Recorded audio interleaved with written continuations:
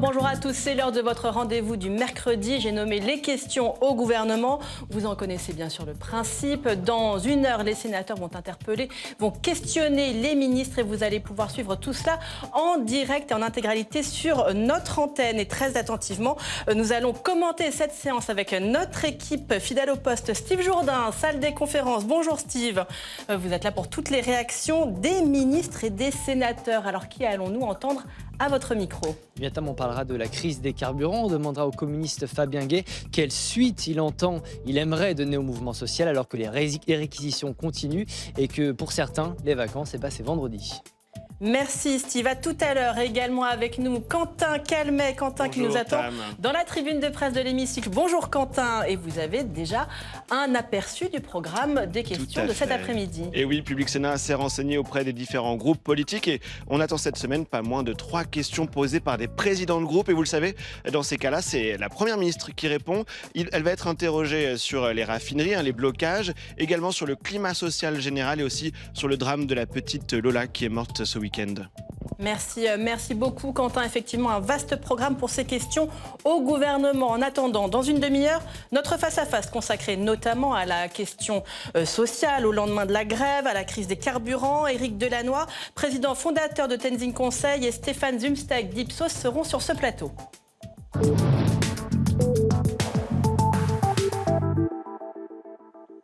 Mais d'abord, notre débat consacré au budget et à la chronique d'un recours annoncé au 49.3. Passage en force juge les oppositions.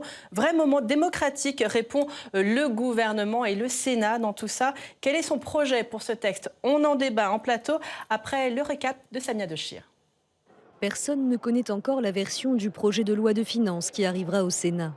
À l'Assemblée nationale, le gouvernement a choisi de le faire adopter sans vote grâce à l'article 49.3 de la Constitution. L'exécutif décidera donc seul des articles et amendements qu'il choisit de garder.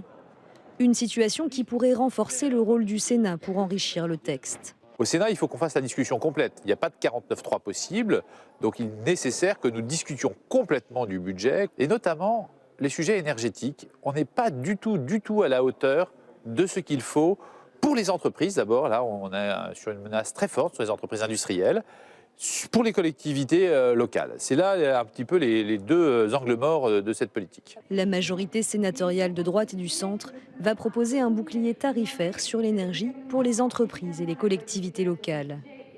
La gauche, elle, espère que l'examen au Sénat permettra de donner une couleur plus sociale au budget 2023, en rétablissant par exemple la taxe sur les superdividendes adoptée par les députés, mais dont le gouvernement ne veut pas entendre parler.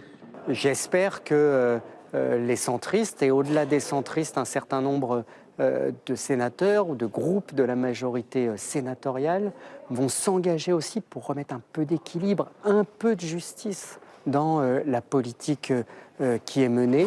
Et cela dépend évidemment de la majorité sénatoriale, mais la gauche au Sénat, nous serons au rendez-vous de ce combat. Gauche et droite tenteront aussi d'augmenter les ressources des collectivités locales, jugées trop faibles dans le budget 2023. L'examen au Sénat commencera mi-novembre. Et sur ce plateau, 3 vice-présidents de la Commission des finances qui vont donc plancher nuit et jour sur le budget 2023. Christine Lavarde, bonjour. Merci beaucoup d'être avec nous, sénatrice Les Républicains des Hauts-de-Seine. Face à vous, Emmanuel Capus. Vous êtes sénateur Les Indépendants de Maine-et-Loire. Et enfin, sur ce plateau, Éric Bocquet.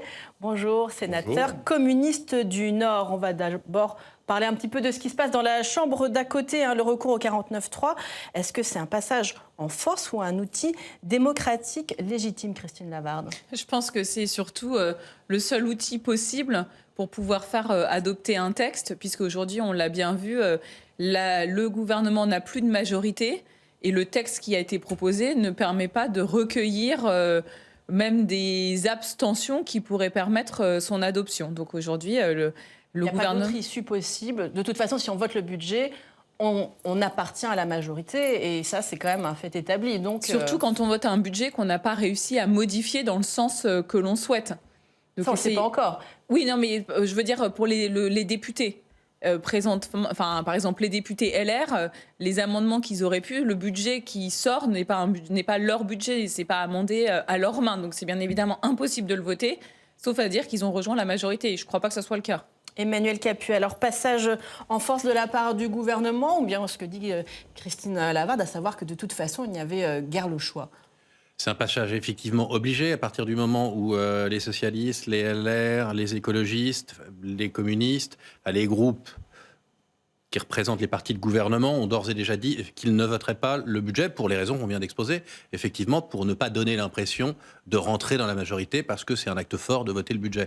Donc à partir de ce moment-là, comme la majorité est une minorité relative à l'Assemblée nationale, il n'y a pas d'autre solution que de passer par le 49.3. Nos institutions sont bien faites. On ne peut pas priver l'État d'un budget. On en a besoin. Donc la Constitution créée par le général de Gaulle pour ça est assez bien faite et prévoit ce dispositif du 49.3 qui permet de voter le texte. Éric Bocquet, c'est un outil démocratique effectivement prévu par la Constitution, mais on le sait, il y a aussi un impact politique. Les Français ne l'aiment pas beaucoup, ce 49.3, et nous sommes dans un moment où on voit aussi une situation sociale compliquée en France. Oui, moi j'ai du mal à associer l'adjectif démocratique à 49.3, c'est complètement antinomique. Alors on sait pourquoi le gouvernement agit ainsi, mais il avait annoncé d'emblée, dès les annonces budgétaires de fin septembre, on laissait entendre, on exprimait clairement l'idée que de toute façon, ils iraient au 49.3. Donc tous les débats... Et soyons clairs, les médias depuis le mois de juillet disent déjà, 49.3 certainement, motion de censure ensuite, c'est quelque chose qui n'est pas alors que une surprise. Les élections de juin ont donné un nouveau rapport de force au sein de l'Assemblée qui devait être et qui doit être, à mon avis, l'occasion de redonner du poids au Parlement, tant à l'Assemblée qu'au Sénat y compris. Or, c'est l'inverse qui se passe, quoi. L'Assemblée, c'est le lieu de la délibération. Il y a des avis divergents et le gouvernement n'a qu'une majorité relative, et d'où les conséquences que l'on sait aujourd'hui. Le débat est tendu, effectivement, mais l'usage du 49.3, c'est toujours une mauvaise nouvelle. C'est un jour noir pour la démocratie, franchement. Voilà. Je pense qu'on est arrivé au bout de notre système institutionnel et la Constitution n'est plus adaptée au débat du moment. Oui, justement. Il n'y a pas de 49.3 au Sénat, Christine Lavarde. Qu'est-ce que ça induit? Est-ce que ça a pour effet de rechercher davantage le compromis ou au contraire, puisque le Sénat ne peut pas renverser le gouvernement, qu'il passe davantage à l'as? Comment est-ce que vous trouvez que ça s'est passé pour l'instant dans les rapports avec l'exécutif? Alors, on était quand même dans un contexte différent. C'est-à-dire que les textes de l'été, on a été sur des textes où... un peu différent, on était sur des ajustements, on n'était pas sur le vote d'un budget, on était sur mettre des mesures ponctuelles, temporaires pour faire face à un contexte économique qui avait évolué et c'est sur ces mesures-là. On a vu le Sénat participer à élaborer des compromis. On a élaboré des compromis, mais aussi parce qu'on a su être entendu. Il y a eu au moins certains ministres qui n'avaient jamais pris le temps de nous parler en 5 ans. Bizarrement, on trouvait notre numéro de téléphone et on essayait de nous appeler pour nous convaincre, pour savoir ce qu'on pensait, ce qui était pour nous des points durs, des lignes rouges. Surtout les LR, apparemment. Surtout les LR. Bien sûr, les ministres ont beaucoup trouvé le numéro de téléphone de LR. De LR. Ça, c'était le contexte du mois de juillet. On était aussi dans un contexte d'urgence. Il était nécessaire de mettre en place un certain nombre de mesures pour protéger les plus fragiles. Là, on est dans un tout autre cadre. Et vous parlez beaucoup du projet de loi de finances, mais il y a un texte qui est encore plus important, qui est la loi de programmation des finances publiques, puisqu'elle définit la trajectoire de nos finances pour les 5 ans à venir, 2023-2027. On n'en parle pas beaucoup, mais aujourd'hui, le texte qui nous est présenté pose peut-être encore plus de problèmes que le texte de la loi de finances. Pourquoi ? Parce que le rétablissement des finances publiques n'est pas à la hauteur. Il n'est pas du tout à la hauteur, et on voit bien que pourtant la dette est une préoccupation d'une majorité des Français. Donc, dans quelle position se trouve aujourd'hui pour vous le Sénat et Emmanuel Capus Apparemment, le compromis possible à l'été n'est plus possible aujourd'hui. Pourtant, on sent bien aussi que les ministres ont continué à contacter notamment les députés LR, par exemple, à l'Assemblée pendant l'examen de ce budget. Donc on sent que de leur côté, il y a la tentation d'essayer de trouver des alliances de ce côté-là. Le Sénat sort clairement renforcé parce qu'on voit bien que le gouvernement a pris conscience de ce besoin de travailler avec les assemblées, avec l'Assemblée nationale. On a déjà eu, nous y étions aussi, les dialogues de Bercy avant le début des discussions budgétaires. Il y a eu beaucoup d'amendements, ça n'a pas été dit, des parlementaires, des oppositions qui ont été acceptées à l'Assemblée nationale. On va parler un petit Et de notre côté, évidemment, le Sénat, et on le voit bien, là on va voir le gouvernement arriver, ils seront en très grand nombre, on le sent, il y a beaucoup plus d'écoute. Nous, c'est ce qu'on a toujours plaidé. chez les indépendants, on a toujours dit il ne faut pas que le gouvernement soit dans l'imposition, mais soit dans la proposition. Et il ne faut pas que les parlementaires soient dans l'opposition, mais soient dans la construction. Donc on est dans ce temps-là. Le texte ne va pas pouvoir être débattu jusqu'à la fin, manifestement, à l'Assemblée nationale. Donc ça renforce d'autant plus le rôle du Sénat et les débats que nous allons avoir dans une ambiance beaucoup plus constructive par nature, avec des oppositions plus modérées, et donc avec des débats qui, à mon avis, seront riches. Le Sénat, pourtant, a été vu sur le premier quinquennat quasiment comme un contre-pouvoir, mais là, on nous dit qu'il va pouvoir s'y établir peut-être des compromis, des discussions plus modérées. Qu'est-ce que vous en pensez, Éric Bocquet ? Moi, je crois que, je le dis à Christine avec beaucoup de respect et d'amitié, les Républicains au Sénat sont majoritaires, mais je pense qu'ils ont une difficulté stratégique. Comment apparaître comme le meilleur adversaire de Emmanuel Macron pour la fois prochaine tenter leur coup ? Mais dans le même temps, sur le fond, il n'y a pas grand-chose qui vous distingue dans les choix. Je prends l'exemple de la réforme sur les retraites. Chaque année, dans le PLF, vous avancez un amendement qui avançait cette idée de reculer l'âge de la retraite. Donc, sur le fond, franchement, les différences sont très ténues. Mais dans le même temps, vous ne pouvez pas apparaître quand même pour trop copiner, entre guillemets. C'est une vraie difficulté stratégique. Enfin, c'est votre affaire, ça n'est pas la mienne. C'est plus compliqué pour LR que pour vous Je pense, oui.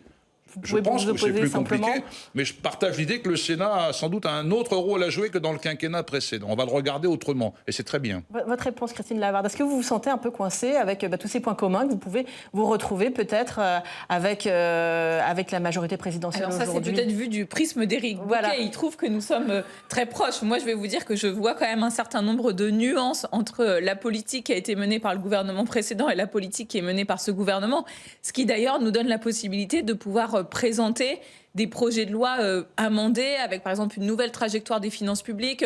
Encore hier, il y avait le débat sur les finances des collectivités locales et on a pu voir qu'entre la perception qu'a le gouvernement des collectivités locales, la manière dont on doit gérer les liens entre l'État et les collectivités, il y a cette vision qui est quand même assez orthogonale à la vision qui a pu être défendue notamment par les différents orateurs du groupe LR. Alors, un certain nombre d'amendements tout de même ont été adoptés à l'Assemblée, devraient rester sur ce texte. Alors, il y a des amendements sur la hausse du plafond du crédit d'impôt pour les gardes d'enfants, sur la baisse de la fiscalité des PME, un certain nombre d'amendements de ce style. Ça ne reste pas majeur, Emmanuel Capus ? On va voir surtout, il y a pas mal d'amendements, je trouve, qui ont été adoptés plus, à mon avis, que par le passé, du fait de la composition actuelle de l'Assemblée nationale. Et ce qui va être à examiner, c'est ce qui reste en fait dans le texte, c'est ce qui va nous être transmis. Puisque pour le coup, les dispositions du 49.3 permettent au gouvernement de choisir ce qu'il transmet ou ce qu'il ne transmet pas. Donc à l'heure où on se parle, on ne sait pas encore du tout quel va être exactement le texte sur lequel nous allons discuter. C'est pas une mince affaire, donc pour s'y préparer. On retient tout de même comme élément majeur des discussions à l'Assemblée cet amendement MoDem qui ne va pas être conservé, celui qui prévoit la taxation des superdividendes. Il a été adopté à l'Assemblée, il a notamment été voté par 19 députés Renaissance. Cet amendement, cette flat tax à 35% sur les superdividendes versés supérieurs de 20% à la moyenne des revenus distribués entre 2017 et 2021 au sein d'une entreprise. Éric Bocquet, voilà un amendement qui avait réussi à être adopté, qui avait trouvé un consensus, mais qui ne sera pas retenu. C'est bien dommage, mais il reviendra au Sénat. Je me souviens, au moment du PLFR, début août, M. Bruno Le Maire pensait que le débat était définitivement enterré. C'est pas le cas. La finance rectificative. Voilà. On avait débattu là-dessus. Les centristes avaient déposé un amendement, d'ailleurs. Je crois qu'il avait aussi le numéro de téléphone des centristes, parce que je sais qu'il y a eu des contacts très étroits, très serrés pour essayer que l'amendement en question ne passe pas. Il n'est pas passé, mais ça reviendra dans le débat. Mais j'ai un peu du mal à suivre Bruno Le Maire, qui nous expliquait à l'époque ne pas savoir ce que c'était que les superdividendes. La semaine dernière, il explique sur une radio que Total a les moyens de répondre aux revendications salariales des salariés. Et aujourd'hui, il dit que si on instituait une taxe sur les superdividendes, ça serait une injustice. Alors, où est-il ? Quelle est sa vision des choses ? Oui, Bruno Le Maire. Alors déjà, je pense il y a super dividendes et super profits. On ne parle pas de la même chose. Déjà, cet amendement, il pose quand même un certain nombre de difficultés. Quand on parle de la moyenne 2017-2021, on oublie de dire que pendant ces 2 années, il y a eu 2 années de Covid dans lesquelles un certain nombre d'entreprises n'ont pas versé de dividendes. Donc forcément, ça vient faire baisser la moyenne.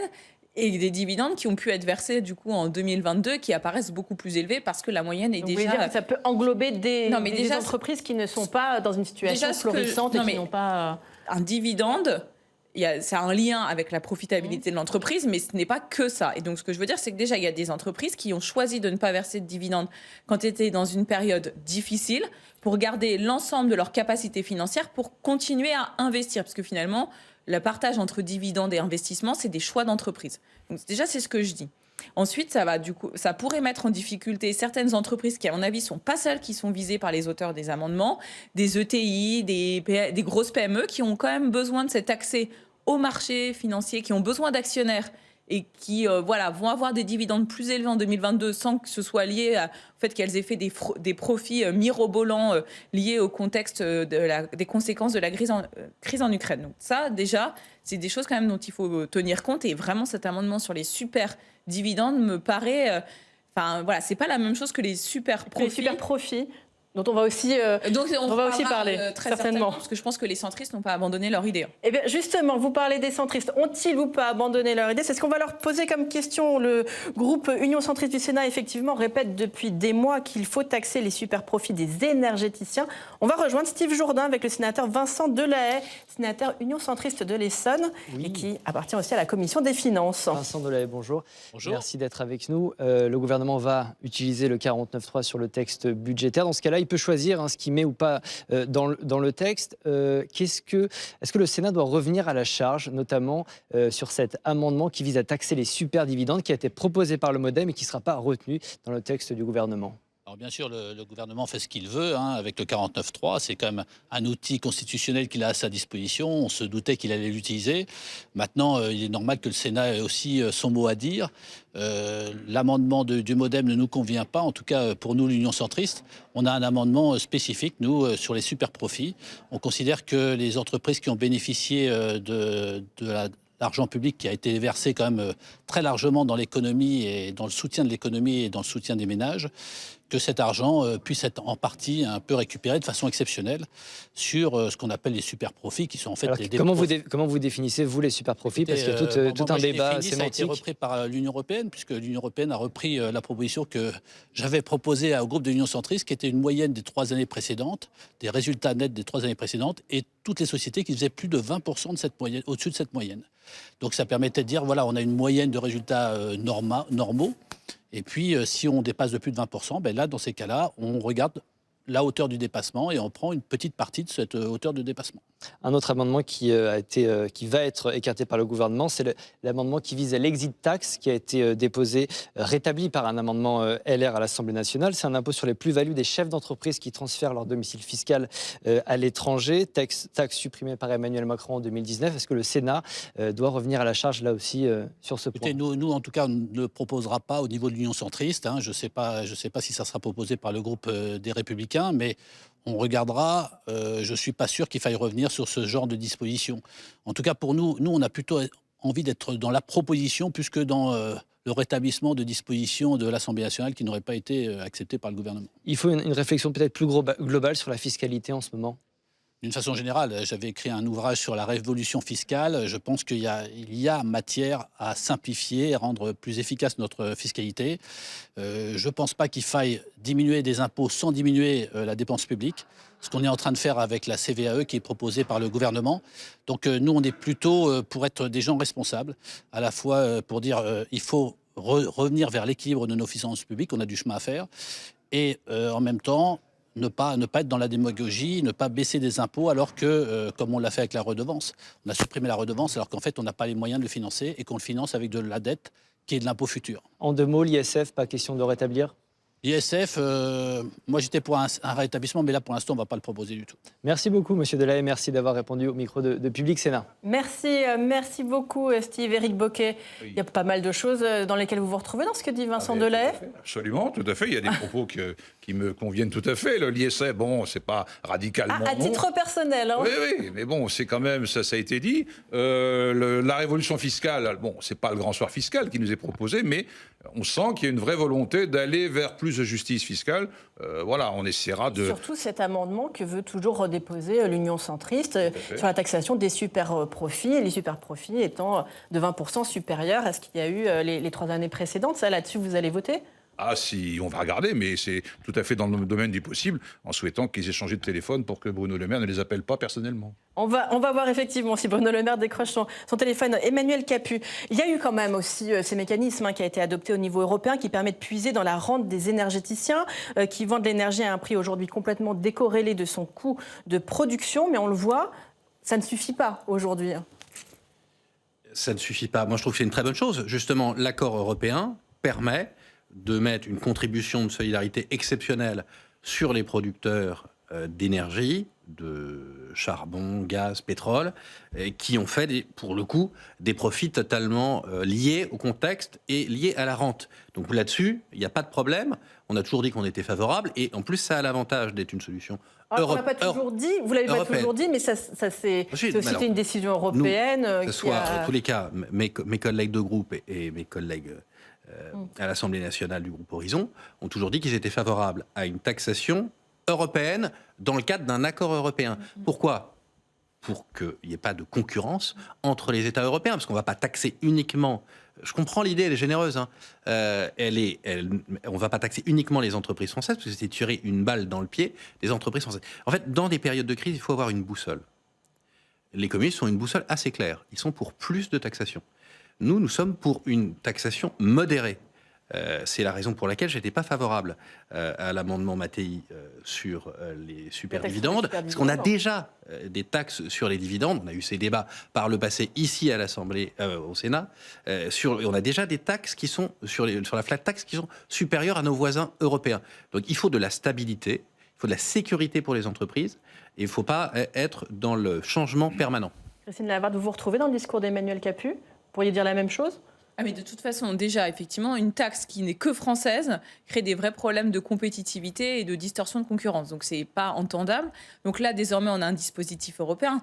Mais il faut aussi quand même se souvenir que ces énergéticiens, c'est une situation subie. Si aujourd'hui, les prix de marché de l'électricité sont attachés au prix du dernier moyen appelé, à savoir un moyen gaz, donc au prix du gaz, c'est pas de leur fait. C'est le fonctionnement du marché européen. Du prix de l'électricité. En ce moment, il y a des discussions qui ont lieu au niveau européen, et on voit bien d'ailleurs que l'Espagne et le Portugal, qui ont réussi à sortir, à se détacher du mécanisme de marché européen, ont aujourd'hui des prix de fourniture de l'énergie qui sont beaucoup plus bas et qui sont en relation directe avec les coûts de production. Donc aujourd'hui, c'est à savoir, est-ce que la France va vouloir dire, écoutez, nous, nos coûts de production, c'est ça, on demande aussi à sortir. Ce qui après pose d'autres questions. L'Espagne et le Portugal, ils sont dans une situation de péninsule et aussi donc de péninsule électrique. Il y a aussi après des choses à peser avec nos voisins allemands qui ne sont pas du tout dans la même situation de dépendance au gaz. Donc c'est des choses, ça c'est des discussions de niveau européen. Mais déjà, il y a une évolution effectivement par rapport au mois de juillet, où là on est désormais dans une taxe qui serait de nature européenne, donc il enlève ces dispositifs de concurrence. Mais ce que je dis aussi, et ce que nous on essaie de plaider au sein de notre groupe, c'est de dire qu'aujourd'hui on a besoin d'investissements massifs dans la transition énergétique et écologique. Ces personnes qui peuvent financer la transition, c'est ceux qui aujourd'hui ont soit de l'épargne, soit réalisent des profits. Donc avant de les taxer, pourquoi ne pas les inciter à aller investir ? Cet argent, on en a besoin. Les moyens de l'État sont complètement insuffisants. Enfin, un ordre de grandeur. Aujourd'hui, pour 1 euro investi dans la rénovation thermique, on en met 10 pour faire du bouclier tarifaire. 10 pour du court terme, 1 pour du long terme. C'est pas satisfaisant. Ce n'est pas le bon équilibre. Alors, on va aussi s'interroger ensemble, pour conclure, sur l'une des spécificités de la voix du Sénat dans ce budget. Certainement beaucoup de mesures pour aider les collectivités qui sont étranglées par cette crise de l'énergie. Lundi, invité de notre matinale, le ministre des Relations avec le Parlement, Franck Riester, a dit attendre du Sénat ses apports sur les collectivités. Écoutez. On a dans le texte, et la Première ministre s'est beaucoup engagée sur le sujet, pour protéger les collectivités territoriales. Je rappelle qu'il y a un bouclier tarifaire, les fameux 15% d'augmentation de l'électricité, 15% d'augmentation du gaz, qui s'applique aux particuliers, mais qui s'applique aussi aux petites entreprises de moins de 10 salariés et aux petites communes de moins de 10 agents. Et donc ça représente presque 30 000 communes qui sont d'ores et déjà protégées par le bouclier tarifaire. Et il y aura eu beaucoup de questions au gouvernement sur ce sujet. Il y en a encore cette semaine. Éric Bocquet, est-ce que vous êtes favorable à étendre le bouclier tarifaire à toutes les collectivités territoriales, parce que Franck Resta a bien expliqué que certaines collectivités les plus petites étaient concernées, mais pas toutes. Absolument, il faut généraliser ce principe d'un accès régulé à l'électricité pour l'ensemble des collectivités, parce que nous avons tous participé à des assemblées générales, des congrès d'associations départementales d'élus. Les maires sont en panique. D'ici la fin d'année, comment vais-je boucler mon exercice? Est-ce que je vais mettre ou pas des décorations dans les rues à Noël, etc. On en est là.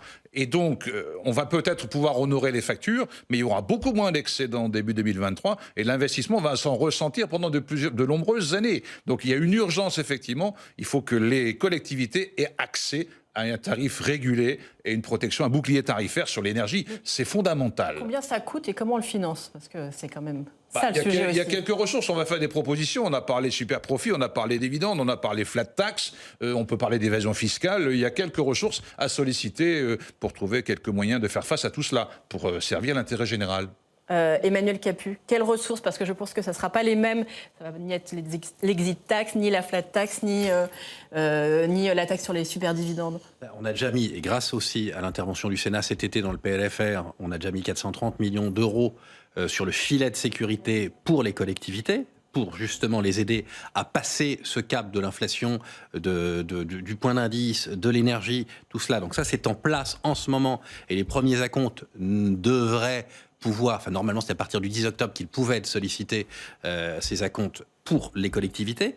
On met en place aussi effectivement le bouclier tarifaire pour les petites communes. Je partage au moins l'intention exprimée par l'ensemble des sénateurs. On en a débattu hier pendant le débat sur les financements, sur les finances locales. On est tous attachés au fait de trouver une formule pour soutenir les collectivités, toutes les collectivités, pour faire face à l'inflation et à l'augmentation de leurs dépenses énergétiques dans l'immédiat. Et puis, on a, je salue l'initiative à la fois de la Première ministre et puis de Christophe Béchu, ministre de la Transition écologique et de la cohésion des territoires, qui ont mis en place le fonds vert, qui était à 1,5 milliard, qui est passé à 2 milliards, pour la transition écologique. Et je ne serais pas, moi, opposé à ce qu'on l'augmente encore dans le cadre de nos débats au Sénat. On entend aussi le gouvernement qui fait valoir l'augmentation de la DGF, la dotation globale de fonctionnement, 210 à 320 millions d'euros. Le gouvernement dit que c'est du jamais vu. Est-ce que c'est à la hauteur? Alors, il faut juste déjà la DGF, on en parle. Un certain nombre de communes n'ont pas de DGF ou ont une DGF qui est tellement faible que ce n'est absolument pas la hauteur des enjeux de la facture c'est pas la réponse de l'énergie. Ensuite, j'entends Emmanuel Capus parler du nouveau fonds vert et de son abondement. Enfin, il ne faut pas leurrer les collectivités.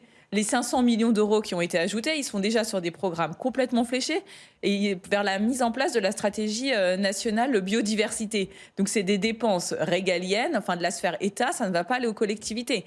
Et le 1,5 milliard qui reste va être à la main des préfets qui choisiront des projets dans un mode de fonctionnement qui est encore très incertain. Donc, c'est pas parce qu'une commune a un projet qui s'inscrit dans une ambition de transition écologique ou énergétique qu'elle va pouvoir bénéficier de fonds de l'État. Donc, aujourd'hui, les collectivités, elles sont effectivement appelées à un double défi. Déjà, le défi de la sobriété dans la consommation, puisqu'on sait bien que si on a un hiver rugueux, on sera tous appelés à faire des économies de consommation. Donc aujourd'hui, les collectivités, ce sont des vrais acteurs de la transition. Elles sont en train de réfléchir comment est-ce qu'elles peuvent diminuer la consommation de leur parc immobilier qui est très important, les écoles, les bâtiments publics, pour essayer de chauffer au plus juste. Ça, c'est la première chose à faire. C'est un enjeu écologique et c'est aussi pour elles un enjeu économique, puisque si elles consomment moins, toutes choses égales par ailleurs, elles payeront moins. Et après, effectivement, il y a cette question du bouclier tarifaire. Nous, aujourd'hui, on a une recette, enfin une enveloppe, on va dire. On pense que la suppression de la CVAE, même pour moitié en 2023... Ça devait être en entier en 2023. Finalement, ça sera sur 2 ans, 2023-2024. Gérard Larcher demande le report. Parce que c'est beaucoup trop tôt. Aujourd'hui, le mécanisme, il y a besoin. Il y a besoin de baisser la CVAE pour redonner de la compétitivité à nos entreprises qui ont des impôts de production beaucoup plus élevés que nos voisins, et notamment les Allemands. Par contre, c'est un impôt aujourd'hui qui a été affecté aux collectivités locales. Le mécanisme de compensation qui est prévu est complètement flou. On n'est pas sûr de retrouver le dynamisme qui permettait à une commune qui investit pour attirer des entreprises d'avoir des ressources fiscales qui vont avec. Donc c'est trop tôt, on reporte d'1 an, c'est 4 milliards de plus qui peuvent être consacrés justement à la mise en place d'un bouclier tarifaire pour les collectivités et pour les entreprises. Alors, plusieurs fois, les sénateurs ont alerté sur les finances, l'état des finances des collectivités territoriales à chaque séance de questions au gouvernement. Alors, on est en période budgétaire, on est dans cette période de congrès des collectivités. Est-ce qu'il y a aussi les sénatoriales de septembre prochain qui sont un peu dans toutes les têtes et qui font que tout le monde là se bouge et s'alerte, Éric Bocquet? Je pense que ça ne peut pas ne pas avoir d'incidence. Il ne faut pas être naïf.